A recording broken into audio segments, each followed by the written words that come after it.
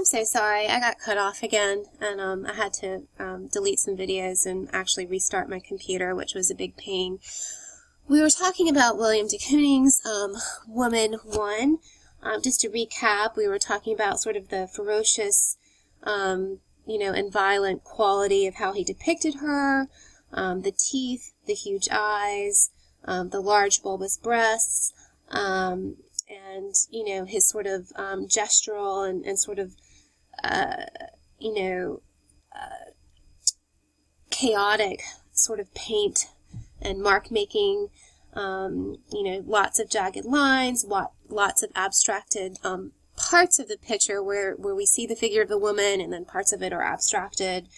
Her grin actually is part of a magazine cutout of a female smile from a magazine advertisement. And he really is influenced by everything from Paleolithic goddesses and to pinup girls. And so, he definitely, I think, was very much influenced by this prehistoric Paleolithic sculpture that we looked at the beginning of the year, the Venus of Willendorf. When we look at de Kooning's art, I told you that some scholars thought he was misogynistic, that he did not like women or hated women. But I think when you do look at the paintings, I definitely think it's much more than that and not as black and white. De Kooning once summarized the history of the female representation as the idol, the Venus, the nude. In Woman 1, he both alludes to and subverts such conventions while possibly referencing the long-held societal ambivalence between reverence for and fear of the feminine. Alright, so now we're going to be looking at a female abstract expressionist painter, which is unusual because when we think of abstract expressionism, it was mostly male-dominated, but I think it's fantastic that the AP College Board decided to include Helen Frankenthaler as one of the images in the segment. So when you look at this image, at first glance, it's hard to know what to make of the image, I think. It's, remember in those set of questions when we're looking at formalistic art in your journal responses, I ask you to consider the title, which is The Bay. So we see this sort of imposing fluid blue color that sort of suspends in front of us. Its colors ranging from violet to indigo run into one another with a clear zone of navy near the top of the canvas that draws our eyes up to it. This blurring of colors gives an immediate sense of the artist's process. Paint poured onto the canvas when it was wet. We can almost watch as the blues meld into one another during this early stage, giving the image its blurred and smooth finish. It is a subject of the title that suggests a landform of some kind with certain emblematic associations. If the swelling amorphous blue mass floating amid that moss green and cream border meant to stand for something beyond itself. With many abstract expressionist paintings in the 1950s and 60s, it is important not to get too caught up with possible social and historical context and biography, but to focus on what is before us, the physical elements of the work itself, because those elements can tell us so much about the painting.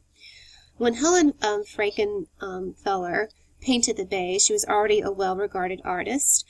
She'd been the subject of a Life magazine profile done in 1956, and was one of a handful of women among the traditional all-boys club of the New York Abstract Expressionist. The Bay was chosen as one of the paintings for the American Pavilion of the 1966 Venice Biennial. Looking closely, you can see that the shades of blue that run into one another are part of a specific process of pouring paint onto the canvas rather than painting the colors on the surface with a brush, as the leading abstract expressionist painters like William de Kooning and others were so famous for doing. And the method is called a soak stain. Her approach was to use a soak stain method with diluted acrylic paint. Acrylics gave her more flexibility and viscosity and movement than oils, and allowed her more control as she poured the thinned paint onto the sort of taut or stretched unprimed canvas, so that it would get absorbed and weave into the fabric of the canvas. As a substitute for the action of the brush, Frankenthaler would lift the canvas, tilt it at various angles so that the paint would flow across the surface. She had to account for gravity and the ebb and flow of a liquid across a flat surface. So a fascinating aspect of Frankenthaler's method is the blend of the artist control paired with this sort of unpredictability of the forces of nature. So, you know, a lot of this is done quite by chance. This kind of painting is often classified as color-filled painting, painting characterized by the simplicity of line and a focus of color as a subject rather than as an add-on. The first generation of abstract expressionists, Mark Rothko and Barnett Newman, whose work we looked at earlier, were the first important color-filled painters, while Helen Frankenthaler is often classified as a second-generation member of this group.